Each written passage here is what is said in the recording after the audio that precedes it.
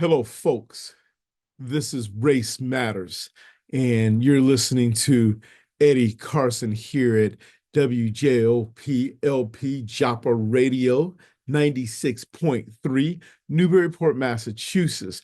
And we're here today because, oh, you know that day is coming. It is right around the corner. You can see it, you can feel it. Oh, I'm sorry, my bad. That's not true for everyone. Only people sometimes like me who anticipate the coming of Dr. Brother Martin Luther King Jr. Day. There's a lot of folks who look at that day with a sense of disdain, wondering, why do we have to celebrate it? Keep in mind, this is a day in which some states refuse to make it a federal holiday, i.e., New Hampshire, i.e., Arizona. Those two states were vehemently in resistance. Even Ronald Reagan had his own issues in terms of bringing Brother Martin Luther King Jr. Day to fruition. And it's one of those days, too, where when I look at my Black and brown students, when I think about myself, when I was a student, I used to look at that day and think, okay, here's a day where everyone's just going to look at me and stare at me because I'm Black. And I'm not talking about when I went to the Black schools. I'm talking about when I was in school with the white folks.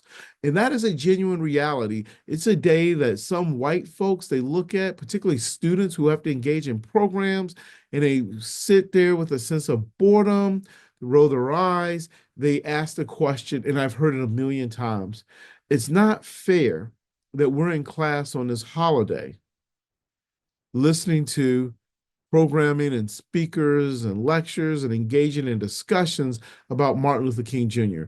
Why can't we just have the day off just to sleep and rest? Black students will say, oh, Eddie, they're just going to look at me. They're going to stare at me. They're going to just think that I'm the only one or I'm the residential expert when it comes to Martin Luther King because I'm Black and there's just not enough folks like me around. Those are the things that are going to happen. And I get it. I hear it. I have been a part of those things, for a long period of time. But yet, we have to do this work. We have to continue to make his pronouncement significant, regardless of a lot of folks' disdain toward King. And that disdain towards King today is much different than that was, say, I don't know, on the eve of his death, going back to the year 1968. I have come, and I've said this before on this show, to appreciate, admire, and really just like Martin Luther King. Most of my life, he had been whitewashed. I mean, he had been whitened to a point that was problematic. The brother had become so deodorized and sanitized that I couldn't even smell the real funk of radicalism that he brought to the front. I had no idea. Elementary school, junior high school, we didn't really lean into the brother at all. Come to think about it, when I was in high school, we did not have one program dedicated to Martin Luther King at all. Nothing on Black history, nothing on the identity of folks who were enslaved in a country that has situated the problems around paradigms of exclusion versus inclusion. And this is the kind of language we know, for example, today, that people want to step back and say, let's not worry about it. Let's just focus on being colorblind. And when they talk about being colorblind, they always like to bring up Brother King. One of the things that they'll point out from his I Have a Dream speech is the fact that, oh, we should judge people not by the color of their skin, but yet by the content of their character. And I always remind folks that roughly 3 weeks after he made that proclamation, 4 Black girls at the 16th Street Birmingham Baptist Church had to die, not because of the content of their character, but as Brother King would remind folks when he was at their funeral, they had to die because of the color of their skin. And I get it. We were talking about 1960s. But have we really taken the steps forward in the 21st century that we need to? I don't think so. I think there's just this resistance for us leaning into discomfort, giving voice to marginalized folks, really trying to get an element of their experiences and what's taking place too. That, folks, that's the challenge. And that's the reason why we need to think about Brother King's holiday the way we need to think about it. See, King was a democratic socialist. And as someone who has written, published, given lectures, have spoken vehemently on a role of race and religion ideology, particularly around a paradigm of socialism and communism, I can tell you that being a democratic socialist is not being a communist in a way in which the American textbooks and the American government have tried to disavow King, really placing him in a corner because his voice was not as relevant if we were to put on that C word there. So being a democratic socialist, King was committed to radical justice. He was one of those folks who believe in the pronouncement that there is suffering, there is trepidation that's taking place here in the world. We have to stop lying to ourselves, people. We have to stop picking his bones clean and confront what he actually called us to be. And that's where the discomfort comes in. That's why people run back to that speech and start cherry picking all of his quotes that are there. January 20th, 2025 is Inauguration Day. It's a day where, well, it's Inauguration Day. I'll leave it at that. It's a day where I will be celebrating Brother King for his vision moving forward. That is the only thing on Inauguration Day that I'll be celebrating. You see, when we celebrate Dr. King, we think about the Montgomery boycott. And if you don't know, Montgomery, Alabama is my hometown. And I've kind of lived and delved into understanding King and his words and his wisdom in so many ways. So as we think about King and folks think about the Montgomery bus boycott, and we tell that story from the bus boycott to the I Have a Dream speech, and then we move from that I Have a Dream speech in a March on Washington, and it's part of a standard story. We tell ourselves about the Black freedom struggle that is accepted by mainstream society. It feels good. He worked with Rosa Parks. He gave a speech in 1963 in Washington, D.C. He led a march from Selma, Alabama, where many of my family members live, to Montgomery, Alabama in 1965, where my mama and my daddy and other folks still live, to make us feel good about our progress. And we should feel good about the progress and the things that Brother King works towards. But we can't continue to pause when we tell ourselves about the Black freedom struggle that stops in that historical narrative. There are folks who know very little about the Black radical tradition, the Black struggles that took place, the essence of lynching that was legalized in this country, right? We don't tell the stories about the horrors and realities of American apartheid, a system that was problematic. We romance over a period of time a narrative that makes people feel good about themselves. And people say, see, this is American history. The fact that we overcame the past to champion progress moving forward without delving into the deep funk of the struggles, the actualities that were there. It's a story that begins in the 20th century with the founding of the NAACP. And we know that because, as you know much about me, I'm a scholar. I'm a Du Boisian scholar, someone who thinks a lot about the scholarship and the work and the radicalism of W.E.B. Du Bois. And as we think about the start of the NAACP, and then we jump from the NAACP, right, all the way up to Brown v. Board of Education. I mean, you're talking about roughly around a 45-year jump. That is the history of Black people. Du Bois and his interracialness, they start the NAACP as it unfolds from the Niagara movement. We talk about they organized a campaign against lynching in the United States, all the way up to Brown v. Board of Education as we work against Plessy v. Ferguson. That was enacted roughly, I think it was in 1896. And then we go from Brown v. Board of Education to the Boys boycott, and then the student sit-ins, and then the March on Washington. And as I've already mentioned, there's Selma, and then King's death. That's where we are. That is the history of the Black freedom struggle, all nice and neat and sanitized in a box. And yet we have to tame Brother King a little bit because he can't be too radical. He can't make folks feel terrible about themselves for engaging in acts of criminality, for being honest and truthful. There's a reason why. There's a statue of King because he's been sanitized to a certain point. But yet, you're not going to find too many statues on a mall in DC, such as one of Malcolm X.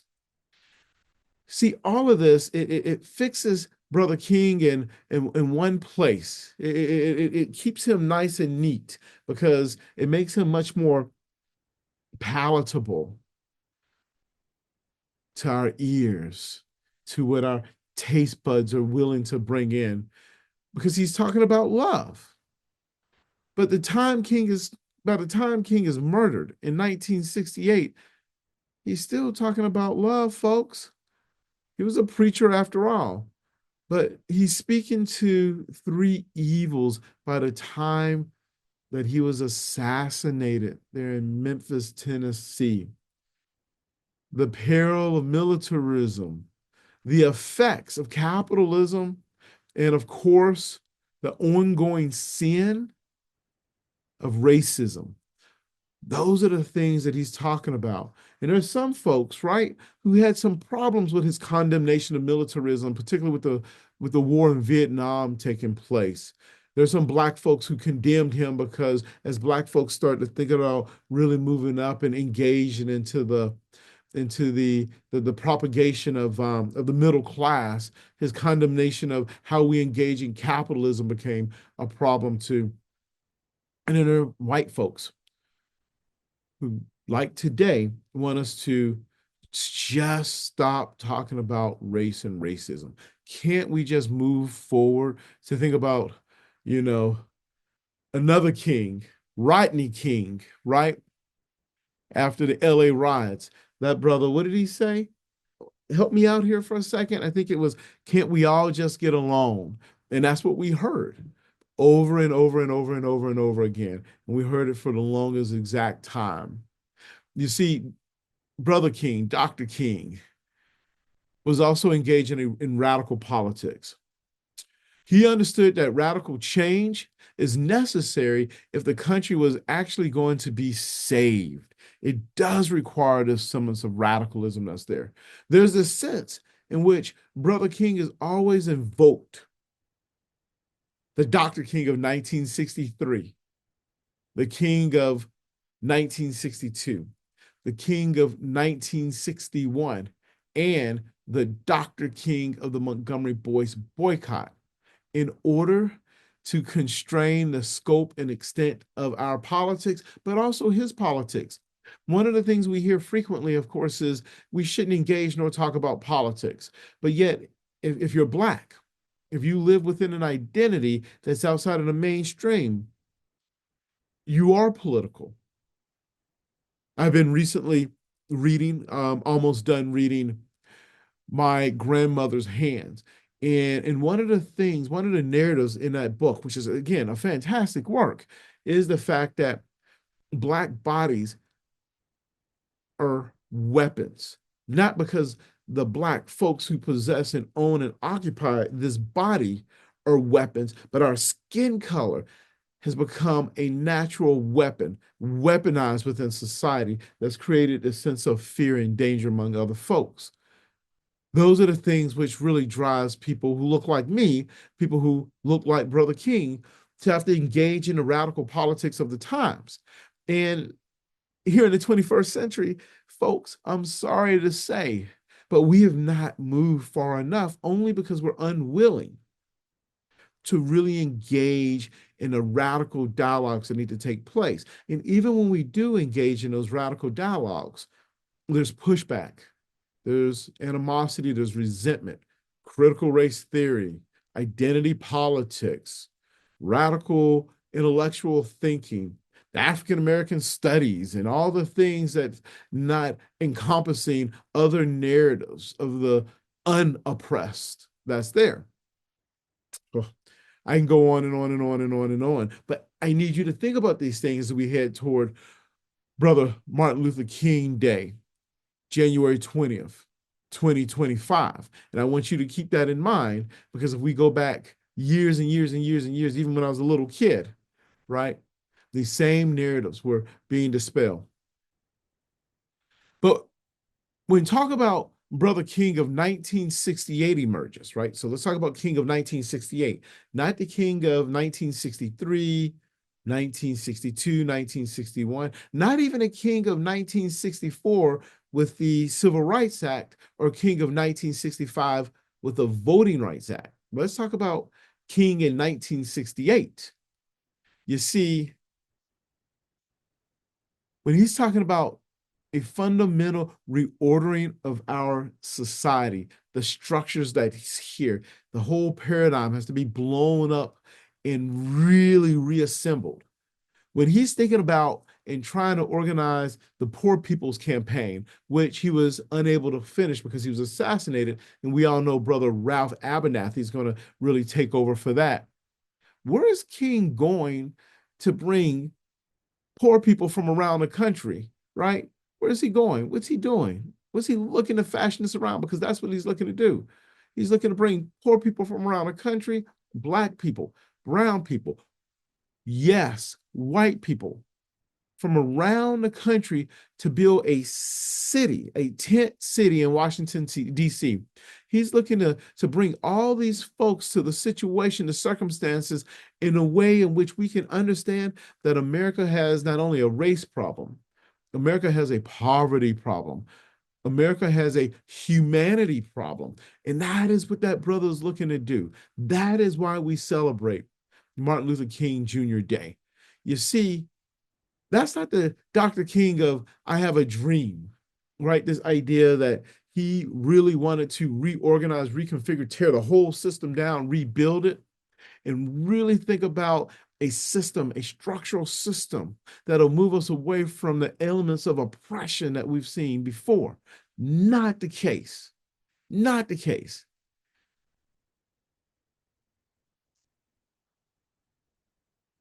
We're talking about a king who had a different vision. You see, when I was in high school, and I've told people this story before, and I've brought it up here on this podcast on Race Matters before, that I naively, because I was drinking a Kool-Aid, I had leaned into the whitewashing of King. I went to a school, a high school, an independent, predominantly, overwhelmingly white independent school, in which we didn't really lean into the funk of Brother King. I believe that racism would be gone by the time by 2025. I did. And I thought so in a way in which I'm now about to celebrate Brother King's birthday on January 20th, 2025. That's going to take place simultaneously with a presidential inauguration that I believe is problematic.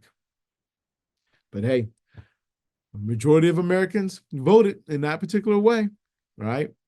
And that's democracy. But then again, the question becomes, as we've talked about on this show with Richard Hofstadter, do we really exist in a system of democracy?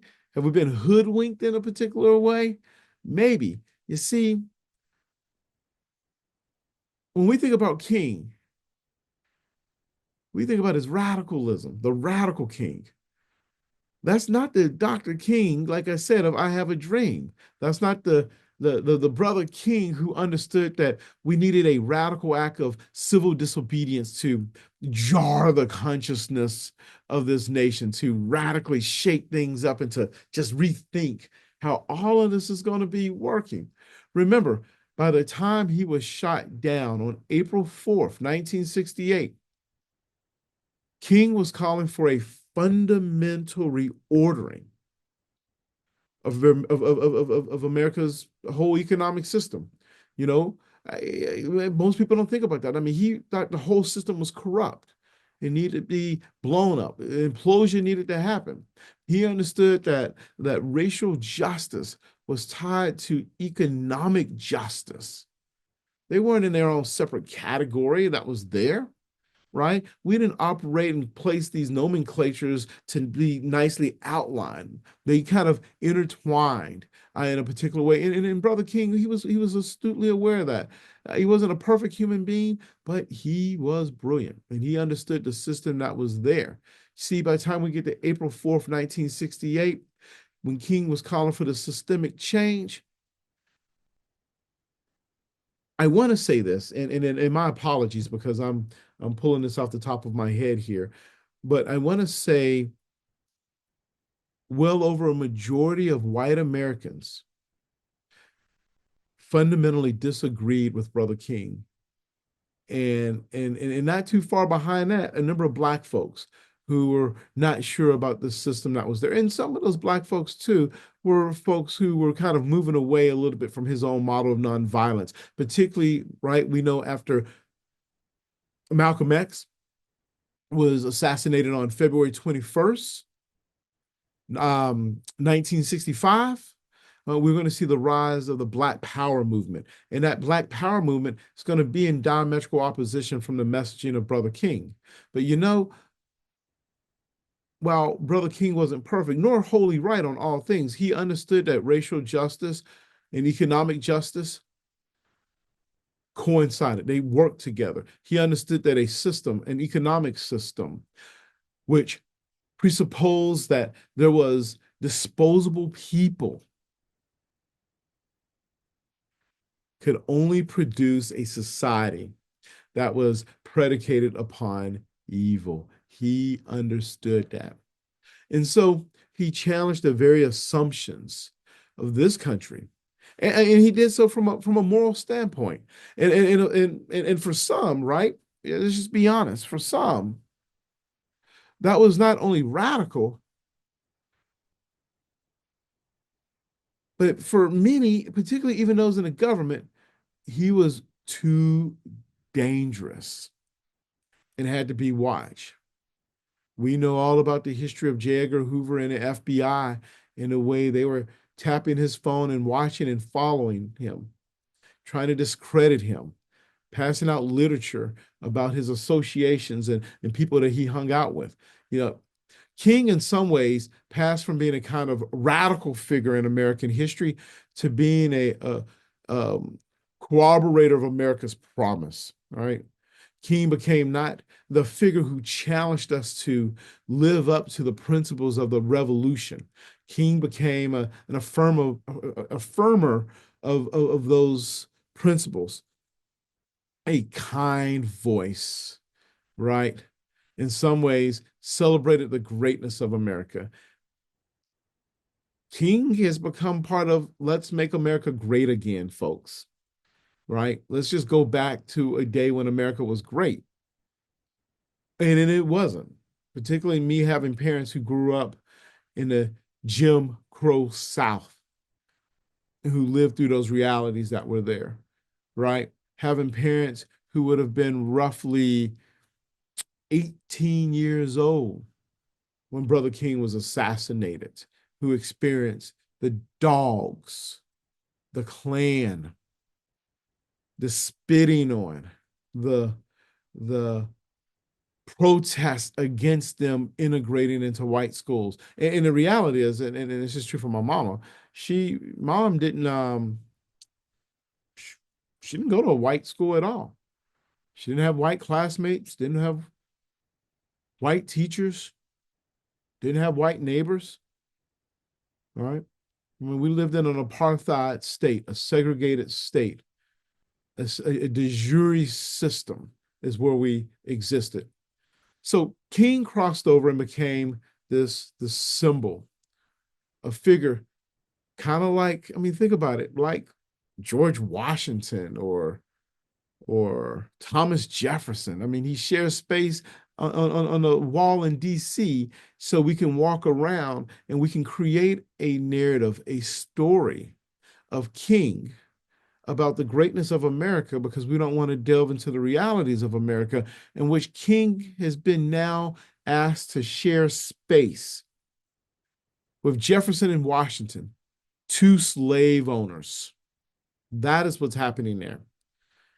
In his voice, in other words, he was co-opted as part of a story of American exceptionalism, the greatness of America, as opposed to the critical voice in a lens of let's talk about the problems that are in operations, the contradictions that exist. And part of those contradictions, as we know, are going to transpire here on January 20th during Inauguration Day.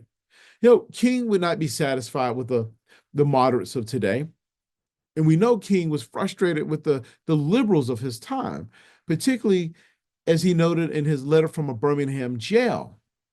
He thought they were passive, not doing enough. And if you've never read that, you need to really lean into it. King would be highly critical of folk who are satisfied with the current order of things, people who are willing to, essentially not speak up, not step forward, not condemn the ugliness of politics today because they benefit from it. It all becomes about the individual and yet not about the greater good, the expansiveness of this system that's there. Brother King would not be satisfied with any of that. I think Brother King would be sad today, to be honest with you. Most people say, but Eddie, you work in predominantly white institutions and you congregate around white folks and you can go into restaurants and into hotels and you can drive across town without needing a green book to tell you where you can stay. How can you say Brother King would be flipping over in his grave? Or better yet, if he were here today, he would be dissatisfied. I say he would because we have not remotely come close to achieving his goal of thinking about the military state, thinking about racial justice, thinking about economic justice, thinking about the problems of capitalism and what it has done to folks, Black folks, white folks, brown folks, Asian folks, indigenous folks. We can go on and on and on. And that's just the gospel truth. Folks, you're listening to Race Matters, and I wanted to bring a little bit of funk to you today as we think about Brother King Day coming up and what that day means. I hope you will attend a program, read a book, listen to this episode. I hope you will process your world and ask yourself, how am I invoking a semblance of radical love the way Brother King did? How am I congregating with folks who are different from me, having brave and courageous conversations about the elements that are necessary? This is Race Matters, WJOPLP, Chopper Radio. Brother Carson here. I'm signing out. Happy Martin Luther King Day. Be well.